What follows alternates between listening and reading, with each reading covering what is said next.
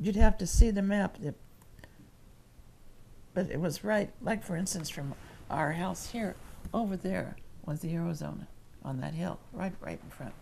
And but we pulled us into the kitchen part of there, and we went hiding. Peggy went under the sink, and Mother and I went underneath the table, and there were some men in there with us, in there. And then there was this horrific explosion. It was really, well, anybody was talking about the San Bruno explosion, it would be like that. It was horrific. And you looked out the window in the kitchen, and all you could see was flames flying through the air, things flying through the air, burning. We didn't realize it was the Arizona. And that really, well, that scared me to death, okay. And I went underneath the table, and my mother told me that I had to watch out for the morale of the men and not to cry and not to scream. I was saying I hate Pearl Harbor. I really hated it. And then suddenly, of course, the blast was over. And one of the men went through the swinging door like this door out to see what was out front. And he came in and he just didn't say anything. But of course it was the Arizona, was just gone. And then 2 Marines came. And there was my sister and my mother and my sister and I standing in there with our bathrobes on. He looked at my mother and he said, "You ought to be ashamed of yourself. What are you doing here in this kitchen?" He thought that she spent the night there. He really did. He thought she spent the night there in the officers' quarters. And Daddy tried to find out who he was, but we never really found out who he was because he was too embarrassed.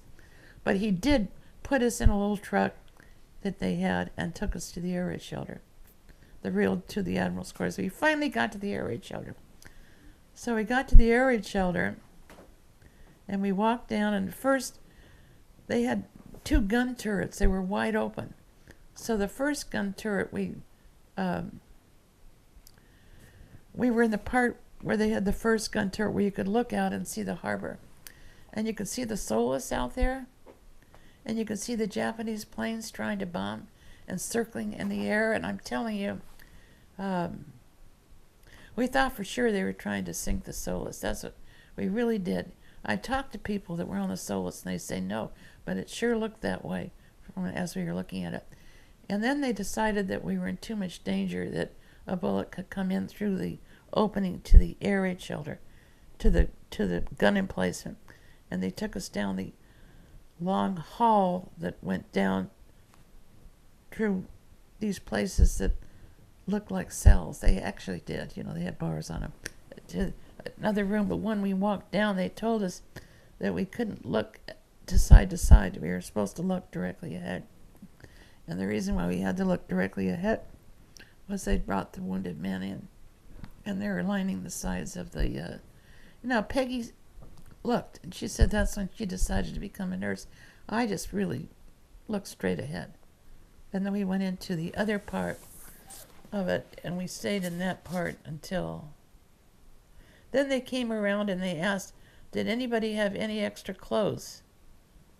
Because they needed clothes to get the oil off the men.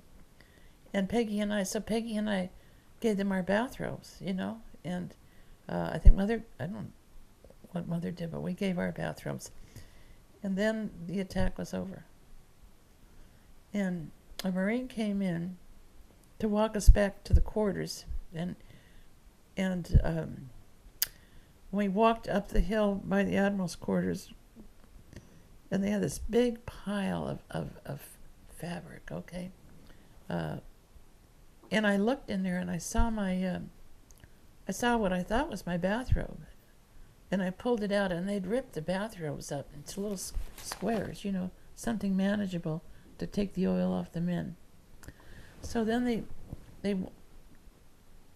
didn't know where Daddy was. I was very proud of my dad. I thought, well, he was out taking care of his men, and we got to the shelter, and we did what we were supposed to do, and my mother was trying to keep things clean and all. So he walked up to walk back to the quarters. And when we turned and we saw, you could see the Arizona was just gone. It was gone. And we went into our quarters. We had a half an hour to get whatever we wanted out of our quarters. And before we went in, as we were walking up this, the Marine was walking along, and he called out to my mom and to us and said, do we want to see the dead Jap pilot that was in the front yard?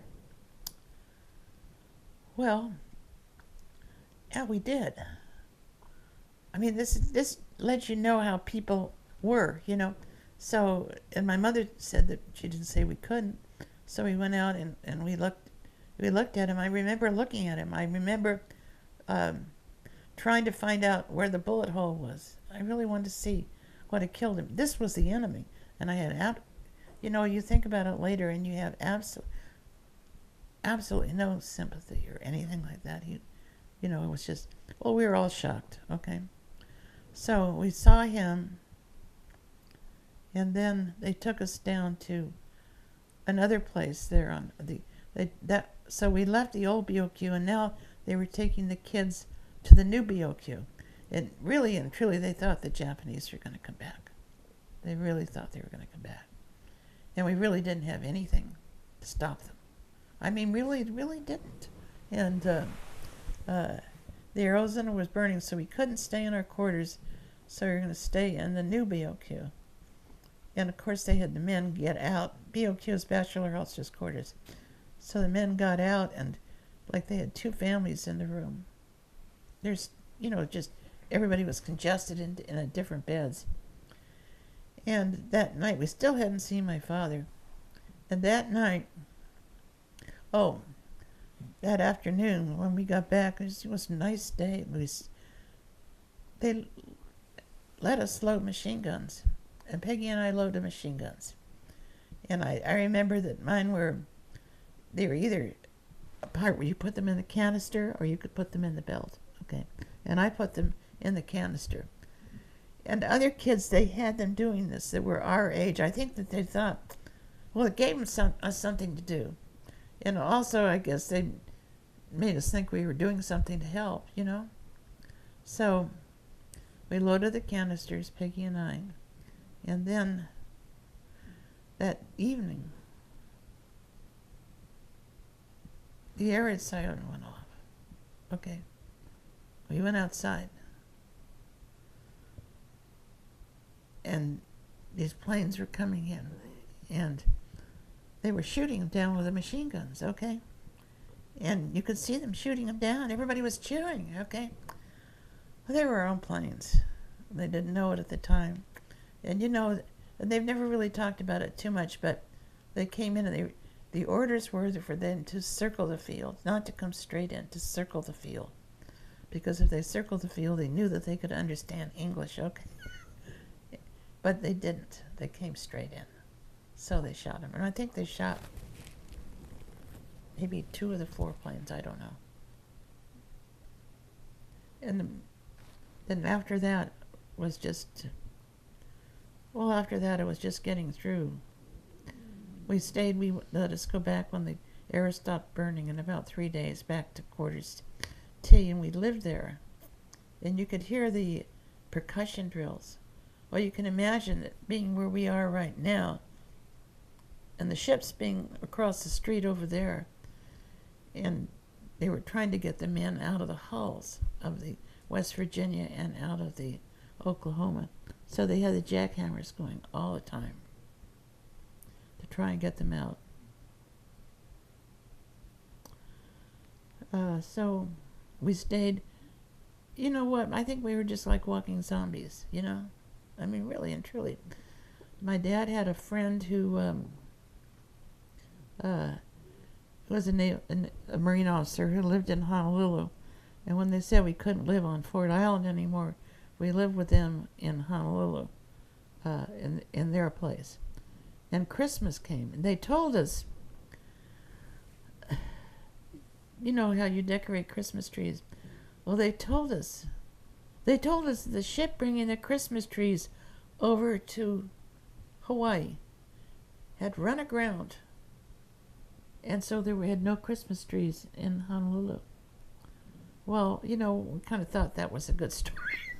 But we went out, and they had this tree out there called the algaroba tree that has a long needle. Anyway, we cut a branch off of that and decorated the algaroba tree.